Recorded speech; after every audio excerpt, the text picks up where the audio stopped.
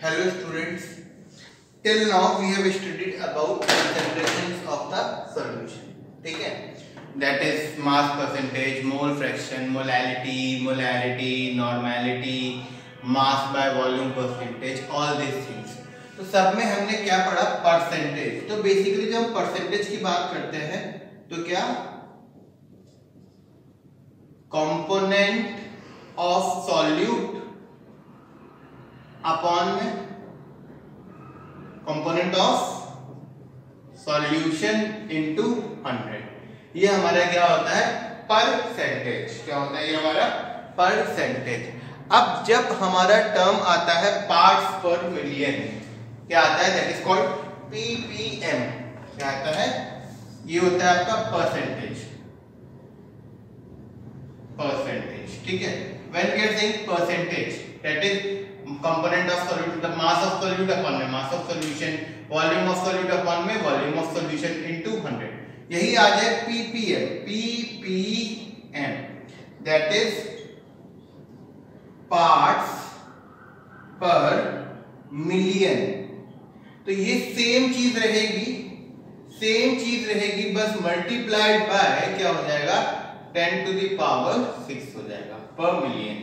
Parts पर million में जैसे कि मास का पीपीएम निकालना है तो मास ऑफ सॉल्यूट अपॉन में mass of solution into 10 to the power 6. अगर आपको वॉल्यूम का पीपीएम निकालना है तो वॉल्यूम ऑफ सॉल्यूट अपॉन में volume of solution into 10 to the power 6. बस परसेंटेज में हम 100 मल्टीप्लाई कर देते हैं और पीपीएम में हम 10 टू द पावर 6 मल्टीप्लाई कर देते हैं. बस इतना सा ही डिफरेंस है. So you should not get confused with ppm. अगर पार्ट्स पर मिलियन आ जाए तो आप लोग 10 to the power 6 लेके करेंगे. जो चीज परसेंटेज में होती है सेम वही चीज पार्ट्स पर मिलियन में होगा. बस परसेंटेज में हम 100 का यूज करते हैं और पार्ट्स पर मिलियन में हम किसका यूज करेंगे? 10 to the power 6 का यूज करेंगे. ठीक है? अब जब हम सॉल्यूशन की बात करते हैं तो एक टर्म आता है सॉल्युबिलिटी. क्या आता है आपका?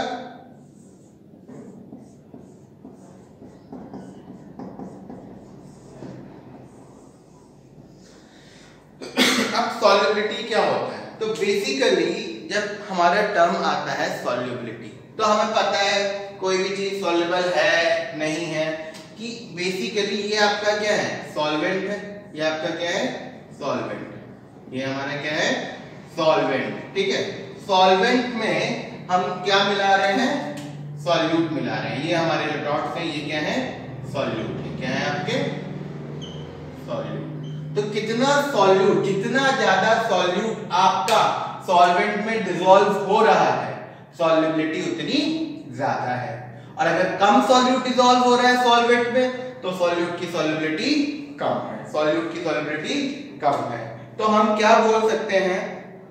Basically the amount of solute that can be dissolved in a specified amount of solvent at specific temperature. क्या? amount of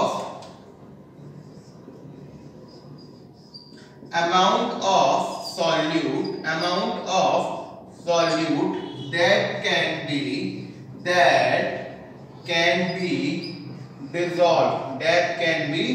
dissolved in solvent या फिर in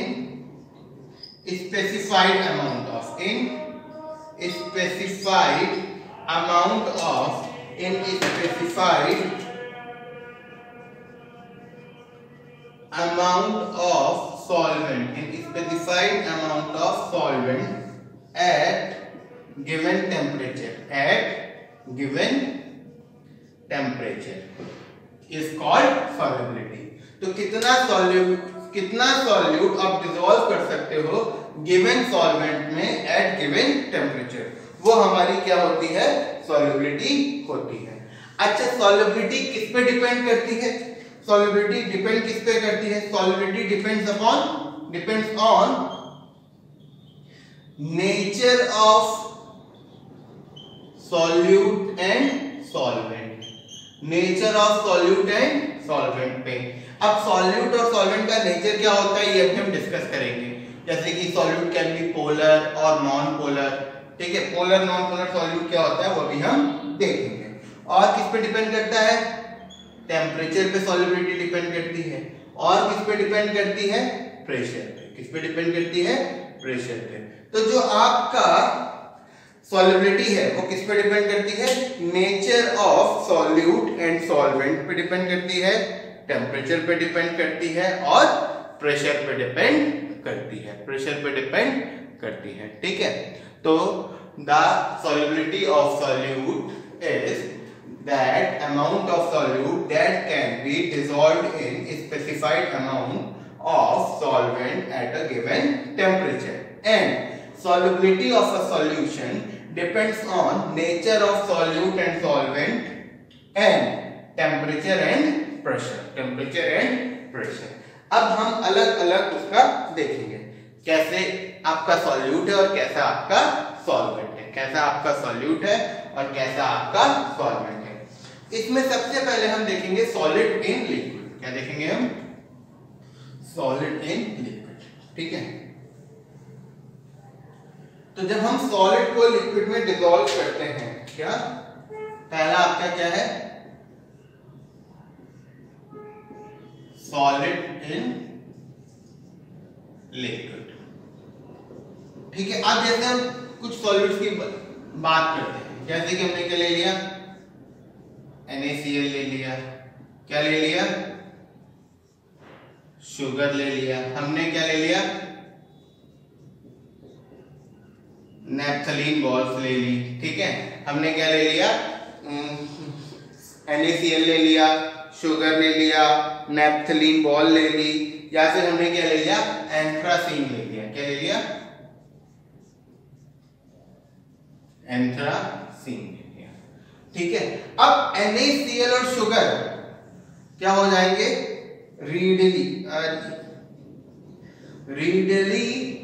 डिसॉल्व इन वाटर, ये फटाफट वाटर में डिसॉल्व हो जाएंगे। बट ये वाले जो हैं ये क्या होंगे, do not dissolve in water, ये वाटर में डिसॉल्व नहीं होंगे, ये वाले वाटर में डिसॉल्व नहीं होंगे। अच्छा, अब ये डिसॉल्व वाटर में नहीं होंगे तो किसमें होंगे, ये क्या है, ये वाले जो हैं आपके, अगर हम बात करें नैप्थलीन और एंथ्रासीन की, ये क्या हो रहे हैं आपके, डिसॉल्व इन बेंजीन। किसमें, बेंजीन। बेंजीन क्या होता है, C6H6, बेंजीन में डिसॉल्व हो जाएंगे और ये will not dissolve in benzene, ये बेंजीन में डिसॉल्व नहीं होंगे। तो NaCl और शुगर वाटर में डिसॉल्व होंगे और नैप्थलीन और एंथ्रासीन वाटर में डिसॉल्व नहीं होंगे। लेकिन NaCl और शुगर बेंजीन में डिसॉल्व नहीं होंगे और उधर नैप्थलीन और एंथ्रासीन बेंजीन में डिसॉल्व हो जाएंगे। तो अब इसका मतलब क्या है, अब इसका मतलब क्या है, देखो NaCl जो है एक क्या है, पोलर कंपाउंड है, क्योंकि बाय शेयरिंग ऑफ इलेक्ट्रॉन हो रहा है, by complete transfer of electron, तो पॉजिटिव और नेगेटिव। सिमिलरली शुगर भी क्या है, पोलर। हर वो कंपाउंड जिसमें आयन फॉर्म हो सकते हैं वो क्या हो गया, पोलर कंपाउंड। और अगर वाटर को देखो, वाटर क्या है, वाटर क्या है हमारा, H2O, ये किससे बना है, OH आयन और H+ आयन से। तो वाटर भी कैसा है आपका, पोलर है, वाटर भी कैसा है, पोलर है। तो वो कंपाउंड जिसमें चार्ज होता है, जिसमें आयन्स होते हैं, जो आयन से मिलके बना है, वो कैसा कंपाउंड है, पोलर कंपाउंड है। और जो आयन्स से मिलके नहीं बना है वो क्या है आपका, नॉन पोलर कंपाउंड। देखो जनरल अगर हम बात करें तो जो आयनिक बॉन्ड होता है, आयनिक बॉन्ड कैसे होता है, by complete transfer of electrons. तो जो आयनिक बॉन्ड से कंपाउंड बनते हैं वो पोलर होते हैं और जो कोवैलेंट से बनते हैं वो नॉन पोलर होते हैं जनरल। बट बहुत सारे कोवैलेंट कंपाउंड्स कैसे होते हैं, पोलर होते हैं। क्यों पोलर होते हैं, क्योंकि उसमें क्या होता है कि शेयर्ड पेयर, जैसे कि अगर हम बात करें HCl की बात करें, ठीक है, अगर हम किसकी बात करें, HCl की हम बात करें, ठीक है। HCl कैसे बना है, HCl आपका कैसे बना है देखते हैं। H का एक इलेक्ट्रॉन और क्लोरीन के 1 2 3 4 5 6 7, तो ये शेयरिंग हो गई और ये शेयरिंग हो गई। तो यहाँ पे क्या हो रहा है, शेयरिंग ऑफ इलेक्ट्रॉन हो रहा है। तो इसका मतलब HCl कैसा हो गया आपका, कोवेलेंट कंपाउंड हो गया। कैसे बना है, क्योंकि कोवेलेंट बॉन्डिंग से बना है। एक इलेक्ट्रॉन पेयर इसमें क्या हो रहा है, शेयर हो रहा है। लेकिन जब हम HCl को देखेंगे, तो H सिंगल बॉन्ड Cl, ठीक है, या फिर इसको हटा दो, ये आपका एक बॉन्ड पेयर हो गया, ये हमारा क्या हो गया, बॉन्ड पेयर हो गया। अब यहाँ पे क्लोरीन जो है और हाइड्रोजन है, इन दोनों में क्लोरीन ज्यादा इलेक्ट्रोनेगेटिव है, तो ये बॉन्ड पेयर रहेगा तो दोनों के साथ, लेकिन थोड़ा सा क्लोरीन की तरफ शिफ्टेड रहेगा, थोड़ा सा क्लोरीन की तरफ शिफ्टेड रहेगा। क्यों, क्योंकि क्लोरीन क्या है, ज्यादा इलेक्ट्रोनेगेटिव है, तो इसीलिए क्लोरीन के ऊपर हल्का सा नेगेटिव चार्ज आ जाएगा, that is partial negative charge, और हाइड्रोजन के ऊपर क्या आ जाएगा, पार्शियल पॉजिटिव चार्ज आ जाएगा। ठीक है, क्लोरीन के ऊपर पार्शियल नेगेटिव चार्ज आ जाएगा, क्योंकि बॉन्ड पेयर थोड़ा सा क्लोरीन की तरफ क्या हो जाएगा, शिफ्ट हो जाएगा, तो क्लोरीन के ऊपर पार्शियल नेगेटिव चार्ज आ जाएगा और हाइड्रोजन के ऊपर पार्शियल पॉजिटिव चार्ज आ जाएगा। अब क्योंकि ऐसा हो जाएगा, इसीलिए आपका ये कैसा हो जाएगा, आपका पोलर कंपाउंड हो जाएगा। कैसा हो जाएगा, पोलर कंपाउंड हो जाएगा। और HCl वाटर में डिसॉल्व हो जाएगा, लेकिन बेंजीन में फिर डिसॉल्व नहीं होगा, क्योंकि बेंजीन कैसा है, नॉन पोलर है। यही Cl2 की बात करें, अब Cl2 में क्लोरीन, अब दोनों की इलेक्ट्रोनेगेटिविटी क्या है, बराबर, तो बॉन्ड पेयर एकदम बीचों बीच में रहेगा, एकदम सेंटर में, bond pair will remain in centre, ना ज्यादा इधर शिफ्ट होगा ना ज्यादा इधर शिफ्ट होगा, तो दोनों के ऊपर कोई चार्ज नहीं आएगा। तो ये Cl2 कैसा कंपाउंड हो जाएगा, हमारा नॉन पोलर कंपाउंड हो जाएगा। कैसा कंपाउंड हो जाएगा, Cl2 हमारा नॉन पोलर कंपाउंड हो जाएगा। तो इसका मतलब क्या हुआ, जो पोलर सॉल्यूट है, क्या है हमारा, जो पोलर सॉल्यूट है वो पोलर सॉल्वेंट में ही डिसॉल्व होगा। पोलर सॉल्वेंट जो है वो, पोलर सॉल्यूट, क्या we can write that polar solute will get dissolved in polar solvent, ठीक है, और non polar solute will get dissolved in non polar solvent। इसका मतलब हम solubility या फिर जब liquid in solid, solid in liquid हो रहा है, तो हम क्या बोल सकते हैं, like dissolves like dissolves like, ठीक है, मींस कि पोलर जो है वो पोलर को ही डिसॉल्व करेगा, और जो नॉन पोलर है वो नॉन पोलर को ही डिसॉल्व करेगा। पोलर जो है वो पोलर को ही डिसॉल्व करेगा, और जो नॉन पोलर है वो नॉन पोलर को ही डिसॉल्व करेगा। ठीक है, अच्छा, अब हमारी एक कंडीशन और आती है, क्या, कि प्रेशर और टेम्परेचर का क्या फर्क पड़ता है। लेकिन उससे पहले हम देखें, तो ये हमारा क्या हो गया, nature of solute and solvent की बात हो गई। अगर आपका सॉल्यूट पोलर है तो सॉल्वेंट भी पोलर होना चाहिए, तभी डिसोल्यूशन होगा, और अगर आपका सॉल्यूट नॉन पोलर है तो आपका सॉल्यूशन भी कैसा होना चाहिए, और सॉल्वेंट भी कैसा होना चाहिए, नॉन पोलर होना चाहिए, तभी आपका डिसोल्यूशन होगा। अब देखो फॉर एग्जांपल, अब होता क्या है, डिसोल्यूशन क्या होता है, डिसोल्यूशन क्या होता है, जैसे ये आपका क्या है, सॉल्वेंट, ठीक है, हमारा क्या है,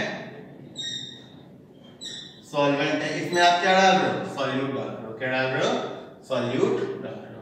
तो अब आपका सॉल्यूट सॉल्वेंट में क्या हो रहा है, मिक्सअप हो रहा है, ठीक है, उसमें क्या हो रहा है, मिक्स हो रहा है, डिसॉल्व हो रहा है। तो इस प्रोसेस को हम क्या बोलते हैं, डिसोल्यूशन बोलते हैं। क्या, when solute is mixed in solvent, when solute is mixed in solvent and form homogeneous solution, this process is called dissolution. अच्छा, ये तो चलो हो रहा है। अब थोड़े बहुत सॉल्यूट पार्टिकल्स आपस में टकरा के बाहर आ रहे हैं, मतलब क्रिस्टलाइज आउट हो रहे हैं।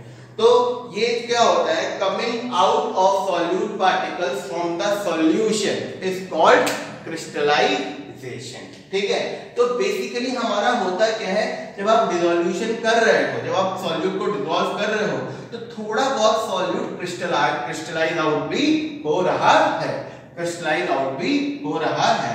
बट जो रेट ऑफ डिसोल्यूशन है, क्या अभी जो है क्या है, यहाँ इस पॉइंट पे सपोज 100 सॉल्यूट पार्टिकल्स आपके क्या हो रहे हैं, डिसॉल्व हो रहे हैं, तो 1 सॉल्यूट क्या होगा, क्रिस्टलाइज होगा। 1 सॉल्यूट क्या होगा, क्रिस्टल आउट हो जाएगा। तो इसका मतलब इस टाइम पे क्या है आपका, rate of dissolution, rate of dissolution is greater then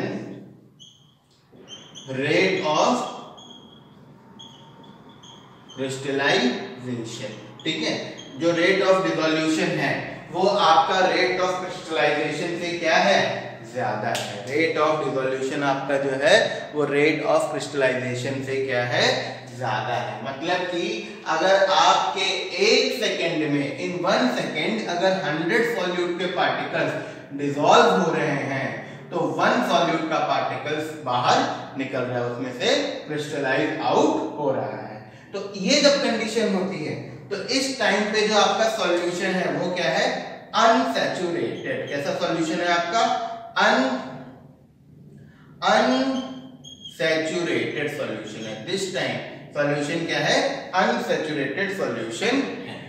ठीक है, अब जब आप सॉल्यूट मिक्स करते जाओगे एक पर्टिकुलर टेम्परेचर पे, ठीक है, जैसे कि टेम्परेचर है अभी मान लो 293 केल्विन है, ठीक है, यही टेम्परेचर चेंज नहीं हो रहा है। आप सॉल्यूट मिक्स करते जाओ, मिक्स करते जाओ, मिक्स करते जाओ, एक पर्टिकुलर टाइम आएगा जितना आप सॉल्यूट डालोगे उतने ही आपको क्रिस्टल बाहर मिल जाएंगे।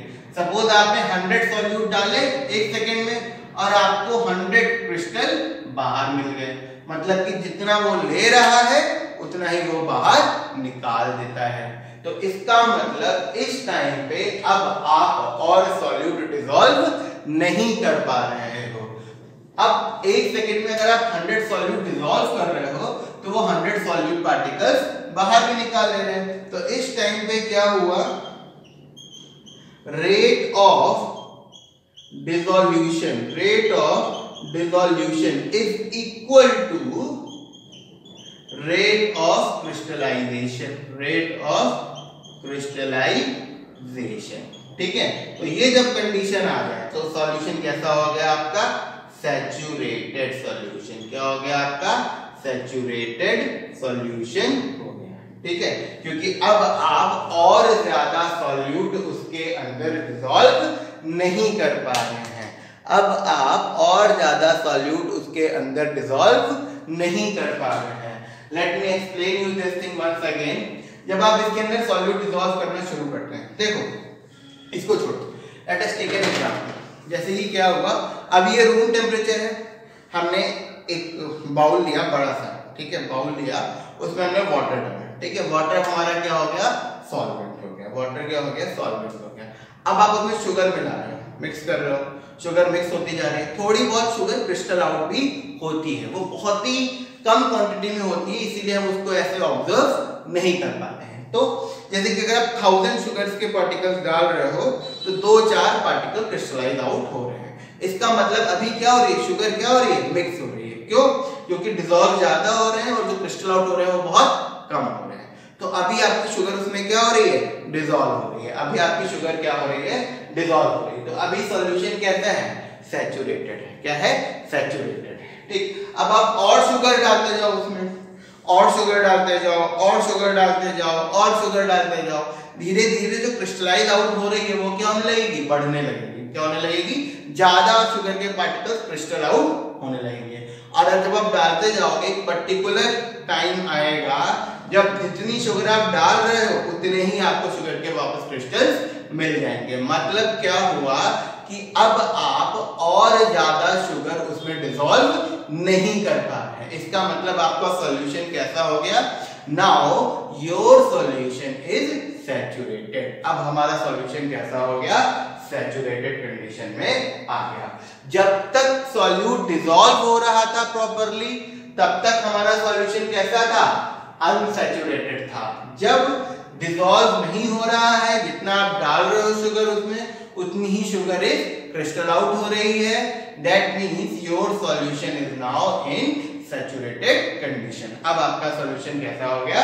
सैचुरेट हो गया है। बट हम उसमें एक चीज कर सकते हैं। अब वो क्या कर सकते हैं? That I will show you.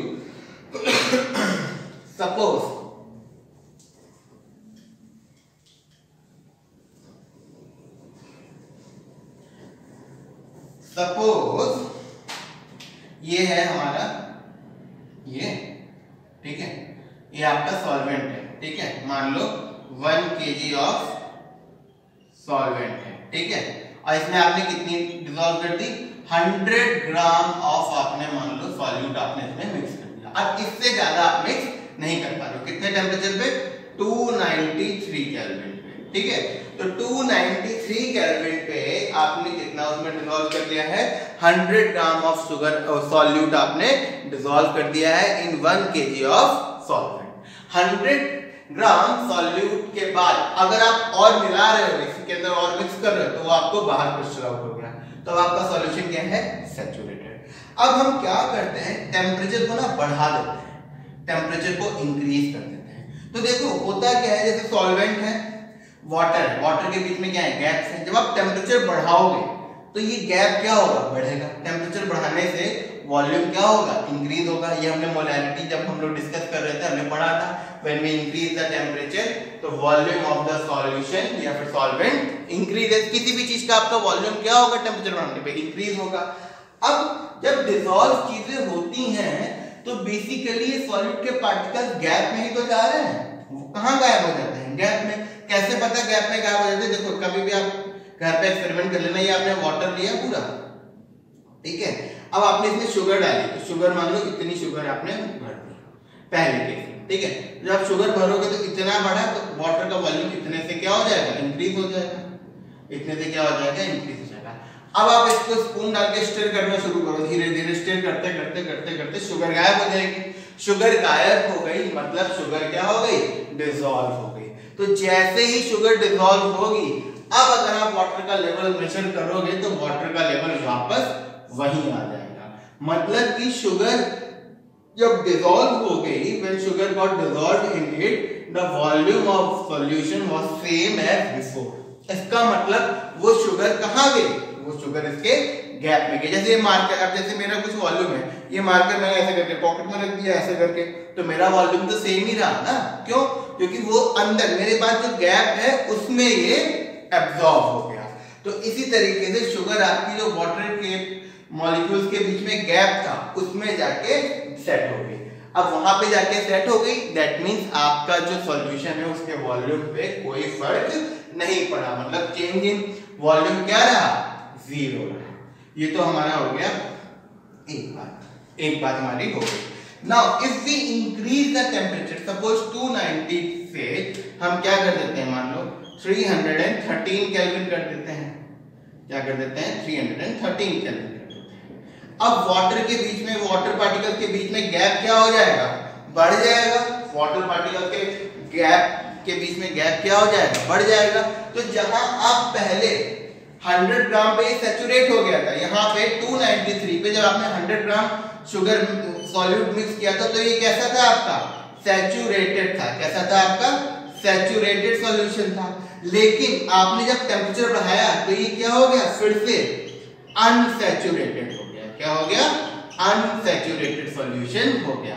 अभी जब आपने इसमें 100 ग्राम ऑफ सॉल्यूट मिक्स किया हुआ है तो ये कैसा है? अनसैचुरेटेड है। मतलब आप इसमें और सॉल्यूट मिक्स अप कर सकते हैं।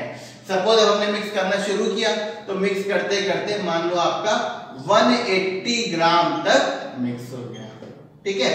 तो अब 180 से ज्यादा अब आप इसमें मिक्स नहीं कर पा रहे हैं, तो अब अगेन ये फिर से क्या हो गया? 313 पे फिर से क्या हो गया? सैचुरेट हो गया। मतलब कि 293 केल्विन पे सॉल्यूट की सॉल्युबिलिटी कितनी है? 100 ग्राम पर केजी, ठीक। और वही टेम्परेचर जब हमने 313 केल्विन कर दिया तो सॉल्युबिलिटी कितनी हो गई 180 ग्राम पर केजी अब ऑफ सॉल्वेंट। अब अगर हम इसको और बढ़ाएं टेम्परेचर, मान लो हम कर दें 343 केल्विन, कितना कर दें 343 केल्विन हम कर दें, ठीक है। तो अब गैप और बढ़ जाएगा, ठीक है, फिर से अनसैचुरेट हो जाएगा। अब आपका 180 था, मान लो आप और डिसॉल्व कर सकते हो, तो आप मान लो 230 तक आपने डिसॉल्व कर दिया। अब सॉल्यूट कितना डिसॉल्व हो गया 230 ग्राम डिसॉल्व हो गया। तो अब ये कहां पे सैचुरेट हुआ जाके 230 ग्राम पे सैचुरेट हुआ जाके। अब हम फिर से टेम्परेचर बढ़ा दें, ठीक है, हमने सपोज क्या कर दिया 393 केल्विन कर दिया। अगेन गैप क्या हो जाएगा और बढ़ जाएगा, तो फिर से ये क्या हो जाएगा अनसैचुरेट हो जाएगा। अब सपोज मान लो आपका कितना हो गया 300 ग्राम आपका हो गया, कितना हो गया 300 ग्राम सॉल्यूट डिसॉल्व हो गया, ठीक है। तो देखो जैसे जैसे हम टेम्परेचर बढ़ा रहे हैं, जैसे जैसे हम टेम्परेचर क्या कर जैसे जैसे हम टेम्परेचर बढ़ा रहे हैं सॉल्युबिलिटी ऑफ सॉल्यूट क्या हो रही है इंक्रीज हो रही है। पहले 100 ग्राम थी, ठीक है, फिर जब हमने 293 पे जब 313 किया तो 80 और डिसॉल्व हो गया 180 हो गई, और बढ़ाया 50 और हो गया 230 हो गई, और किया 70 और हो गई 300 हो गई, ठीक है। अब मान लो आप और बढ़ा रहे हो टेम्परेचर, हमने और बढ़ाने का सोचा, we thought we shall increase the temperature more. अब हम जब और टेम्परेचर बढ़ाएंगे, और टेम्परेचर जब हम बढ़ाएंगे तो हमने क्या देखा अब ये डिसॉल्व नहीं हो रहा है। सपोज 390 से हमने क्या कर दिया 400 या 405 जो भी हमें टेम्परेचर करना था कर दिया। सपोज हमने अब टेम्परेचर यहां से कितना कर दिया 400 कर दिया या 450 केल्विन कर दिया, चलो ठीक है। लेकिन अब ये क्या हो रहा है 300 ग्राम से ज्यादा डिसॉल्व इसमें कुछ नहीं हो रहा है, 300 ग्राम से ज्यादा इसमें कुछ डिसॉल्व नहीं हो रहा है। सॉल्यूट 300 ग्राम के ऊपर नहीं बढ़ रहा है। 393 पे भी 300 था और 450 पे भी 300 है, तो ये जो कंडीशन आ जाती है ये क्या होती है सुपर सैचुरेटेड। क्या हो गया ये सुपर सैचुरेटेड हो गया, मतलब कि सैचुरेटेड कंडीशन जब है सॉल्यूशन की तो आप उसमें टेम्परेचर बढ़ा के उसको अनसैचुरेट कर सकते हैं। बट अगर टेम्परेचर बढ़ाने के बाद भी वो अनसैचुरेट नहीं हो रहा है, मतलब टेम्परेचर बढ़ाने के बाद भी अगर आप उसमें एक्स्ट्रा सॉल्यूट मिक्स नहीं कर पा रहे हैं, डिसॉल्व नहीं कर पा रहे हैं, तो वो कंडीशन क्या होती है सुपर सैचुरेटेड कंडीशन होती है, सुपर सैचुरेटेड कंडीशन होती है। अच्छा, अब ये हम क्या करते हैं, जैसे जब हम जलेबी बनाते हैं या फिर गुलाब जामुन बनाते हैं, इन दैट केस उसको हम चाशनी that is sugar solution, thick sugar solution में जब हम डालते हैं तो हाई टेम्परेचर पे हम उसको मिक्स करते हैं, तभी आपका थिक शुगर सॉल्यूशन रेडी होता है। अच्छा, कभी भी ट्राई करना, जैसे ब्लैक वाला जो होता है गुलाब जामुन, जब आप उसको गरम गरम लाएंगे तो वो पूरा ब्लैक कलर का होगा, ठीक। अगर आप उसको रेफ्रिजरेटर में रख दें, ठीक है, फॉर सम टाइम, तो उसका टेम्परेचर डिक्रीज हो जाएगा। आप देखेंगे उस गुलाब जामुन के ऊपर व्हाइट क्रिस्टल्स आ जाते हैं। तो व्हाइट क्रिस्टल्स कहाँ से आते हैं, वो कुछ नहीं होता है, जो एक्स्ट्रा शुगर डिसॉल्व हुई है वो बाहर क्रिस्टलाइज आउट हो जाती है। Same is condition for the thick solution, जैसे कि टेम्परेचर हाई है चाशनी या फिर sugar solution, sugar thick solution जो आप बनाते हैं, जब टेम्परेचर हाई है तो वो लिक्विड स्टेट में होता है। अब आप गैस ऑफ कर दो, ठीक है, and you keep it like that only. धीरे धीरे आप देखोगे जितनी आपने एक्स्ट्रा शुगर मिलाई थी टेम्परेचर बढ़ा के, वो सारी क्या हो जाएगी बाहर आ जाएगी। कैसे, जैसे कि अभी 300 है 393 पे, जब इसको ठंडा करोगे 393 से किस पे आ गया 343 पे आ गया, तो बाहर आप देखोगे ये बाहर आपकी शुगर आ जाएगी। कितनी शुगर बाहर आ जाएगी 70 ग्राम बाहर आ जाएगी, ठीक है। और ठंडा किया आपने, और ठंडा किया तो 70 और कितनी कम हुई 50, तो 70 प्लस 50 कितनी बाहर आ जाएगी आपकी 120 ग्राम बाहर आ जाएगी, ठीक है। और आपने ठंडा किया तो ये यहाँ पे आते आते जब ये वापस आओगे तो कितनी बाहर आ जाएगी आपकी 200 ग्राम शुगर आपकी क्रिस्टलाइज आउट हो जाएगी। मतलब जब हम टेम्परेचर बढ़ाया, हमने जितनी एक्स्ट्रा मिक्स की थी, तो टेम्परेचर कम करने पे, जैसे 100 थी 293 पे, 313 पे कितनी हो गई 180 मिक्स कर सकते हैं। तो जब सॉरी जब आपने 313 पे 180 मिक्स किए, तो जब आप वापस इस टेम्परेचर पे आएंगे तो जितनी आपने एक्स्ट्रा मिक्स की है उतनी वापस क्रिस्टलाइज आउट हो जाएगी। जैसे इसी का एग्जांपल लेंगे दोनों का, 100 थी 293 पे, 313 पे कितनी हो गई 180 हो गई। तो जब आप वापस इस टेम्परेचर पे आएंगे तो कितनी एक्स्ट्रा मिक्स हुई है 80, तो 80 ग्राम ऑफ शुगर क्या हो जाएगी क्रिस्टल आउट हो जाएगी। तो इसीलिए हमारा जैसे we are talking gulab jamun या जलेबी, इनको जब आप रेफ्रिजरेटर में रखते हैं तो बाहर व्हाइट आपका वो जम जाता है। ठीक है, तो ये हमारा क्या हो गया, टेम्परेचर का इफेक्ट हो गया on when solid dissolves in liquid. अच्छा, प्रेशर का सॉलिड पे कोई फर्क नहीं पड़ता। ठीक है, pressure does not affect the solubility of solid in liquid। अच्छा, अब हमने क्या देखा, अगर हम टेम्परेचर बढ़ा रहे हैं तो सॉलिबिलिटी क्या हो रही है, इंक्रीज हो रही है। तो ये किस केस में होता है, एंडोथर्मिक के केस में होता है। किसके केस में होता है, एंडोथर्मिक के केस में। और एक्सोथर्मिक है तो टेम्परेचर बढ़ाने पे सॉलिबिलिटी क्या होगी, डिक्रीज होगी। एंडोथर्मिक के केस में टेम्परेचर बढ़ाने पे सॉलिबिलिटी इंक्रीज होगी, but in case of exothermic temperature बढ़ाने पे हमारी सॉलिबिलिटी क्या होगी, एक्सोथर्मिक में डिक्रीज होगी। क्या होगी, डिक्रीज होगी। क्या होगी, डिक्रीज होगी। ठीक है, ये रिएक्शन एंथैल्पी होती है। ठीक है, क्या होती है हमारी रिएक्शन एंथैल्पी। ये कौन सा हो गया आपका, एंडोथर्मिक। ठीक है, और ये हमारा क्या हो गया, एक्सोथर्मिक। ठीक है, मतलब कि अगर हीट रिलीज कर रहा है या फिर हीट गेन कर रहा है। तो अगर एंडोथर्मिक रिएक्शन है, कैसी रिएक्शन है, एंडोथर्मिक रिएक्शन है। एंडोथर्मिक रिएक्शन में क्या होगा, वो हीट गेन करेगा। तो जैसे कि अब देखो डेल्टा H क्या होता है, देखो डेल्टा H क्या होता है, energy of product minus energy of reactant. ठीक है, A से B गया और आपने इसको हीट दी है, तो B की एनर्जी क्या होगी, ज्यादा, और A की एनर्जी क्या होगी, कम। तो B में से A की एनर्जी माइनस करोगे तो क्या आएगा, पॉजिटिव आएगा। मतलब कि एंडोथर्मिक में डेल्टा H सॉल्यूशन, डेल्टा मतलब change in enthalpy of solution, zero से क्या होगी, बड़ी। और एक्सोथर्मिक में ये क्या करेगा, हीट क्या करेगा, रिलीज करेगा। अब B की एनर्जी क्या होगी, कम, और A की ज्यादा होगी। तो B में से जब आप A माइनस करेंगे तो वैल्यू आंसर कैसा आएगा, नेगेटिव आएगा। तो delta H of solution exothermic के केस में कैसा होता है, zero. Again I am explaining you, suppose इसकी एनर्जी 10 है, अब आपने इसको हीट दी, ठीक, तो इसकी एनर्जी कितनी हो गई, 20। ठीक, तो अभी डेल्टा H कितना हो गया आपका, 10 हो गया, 20 माइनस 10। ठीक है, तो ये कौन सी कंडीशन हो गई, एंडोथर्मिक कंडीशन हो गई। तो delta H for solution greater than 0 है। अब सेम अगर ये हीट रिलीज कर रहा है एक्सोथर्मिक, तो ये 10 से मान लो कितनी हो गई, 2 हो गई। अब आपका डेल्टा H कितना हो जाएगा, 2 माइनस 10 कितना हो जाएगा, -8। तो देखो डेल्टा H क्या आ रहा है आपका, लेस देन 0 आ रहा है। तो ये कौन सी कंडीशन हो गई, एक्सोथर्मिक कंडीशन। तो एंडोथर्मिक में अगर आप टेम्परेचर बढ़ाते हो, टेम्परेचर अगर आप बढ़ा रहे हो तो सॉलिबिलिटी भी क्या होगी, इंक्रीज होगी।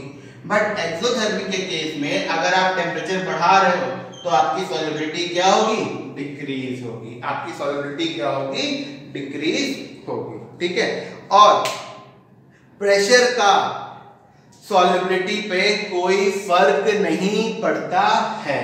ठीक है, तो ये हमारा हो गया सॉलिड इन लिक्विड्स। ठीक है, अब नेक्स्ट वीडियो में हम देखेंगे गैस इन लिक्विड्स, हम नेक्स्ट वीडियो में कंटिन्यू करेंगे। ओके।